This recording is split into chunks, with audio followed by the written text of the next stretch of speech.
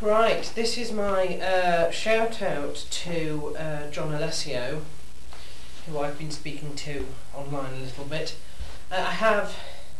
Did my reviews of the card for WEC last week, in which I said that I wanted John Alessio to win, but I was really on the fence about whether that was going to actually happen against Brock Larson. Now, a lot of times when I'm on the forum, I will say things like, if you have true faith in a fighter's ability, even if they are at a stage where it hangs in the balance as to whether they are at the level needed both in skill but also in sort of a calibre and experience to win, that if you are a real fan of theirs, you will back them regardless. It's taking that step of faith and saying, look, I support this person and I know that there is a possibility, quite a large possibility, they won't win, but I'm going to support them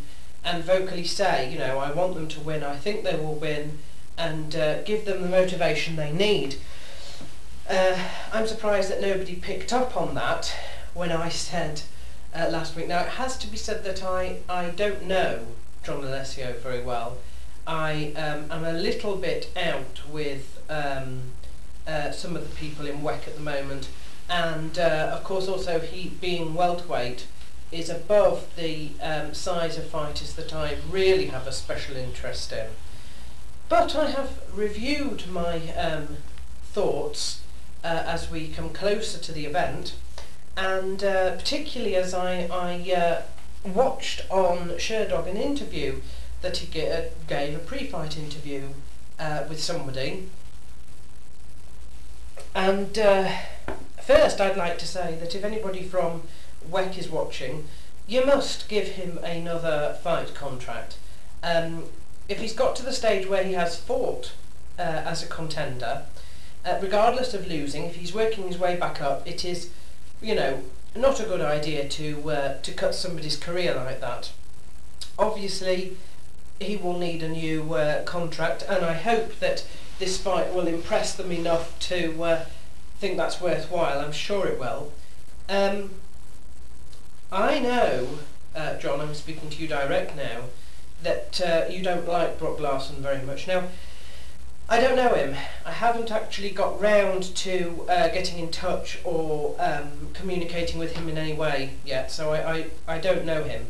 I do know that my support, and this is what I am sort of offering at the moment now, is not based on wins and losses so much. It is based on the calibre of performance that a fighter gives, and it's also based on what I like to call championage, which is the characteristics needed in an athlete to be able to consider themselves great, to be able to be a champion in the true sense of the word, not just a person with a belt, but a person in their own right who is worthy of that position. And that often comes, we often see that when a fighter wins or loses, in their reaction as to how they do that.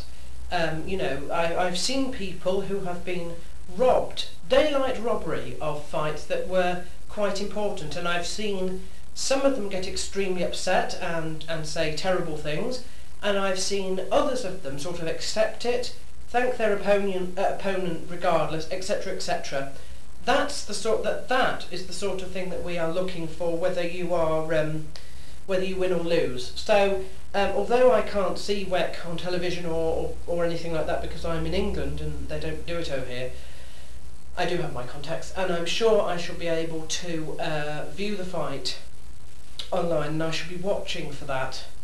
So my commitment, which is what I'm looking to give, actually becoming what I consider a proper fan, which is somebody who is loyal, and I take loyalty very seriously, will probably depend on the outcome of this match. Not so much in the terms of whether you win or lose, but whether I see that you've displayed that sort of characteristic, the sort of characteristic that I like to support, basically. I think you will. I hope that you are naturally a bit comical, and that the comical effects that came across in that interview weren't so much part of a lack of confidence. I know you spoke about a lack of confidence in striking and combinations, and also the fact that that's what your game plan was in this next match, not necessarily to submit, but to actually, strike. All I would say is, best of luck. I, of course, am holding you in my prayers. I don't pray for victory. I never pray for victory. God is not a lucky charm. But I can pray that you are given peace so that you can train to the best of your ability, and so that you can perform to the best of your ability. And I can also ask that, for your protection, that you are not, hurt or mortally injured during the match. We never know what might happen.